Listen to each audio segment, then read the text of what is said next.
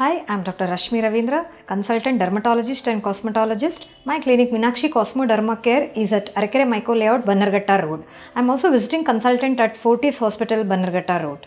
To select a good bath soap for individual skin, it depends entirely on the skin type and the weather conditions. So for example, if it is a dry skin, better to go for an oil rich, that is a soap form. If it is a dry skin, then a gentle cleanser will be efficient. If it is a sensitive skin, then natural ingredient low cleanser will be helpful for sensitive skin. So depending on that, a good soap can be selected based on the qualities it exhibit. For example, it should be bubbly. That means it should form a good lather. It should have a good cleansing effect and a conditioning effect, that is to retain the moisture, then the firmness of the soap. So these qualities makes a soap good. So depending on the type of skin, you should select. If it is an oily skin, go for a soap. If it is a dry skin, go for a cleanser. If it is a sensitive skin, go for a soap with natural ingredients.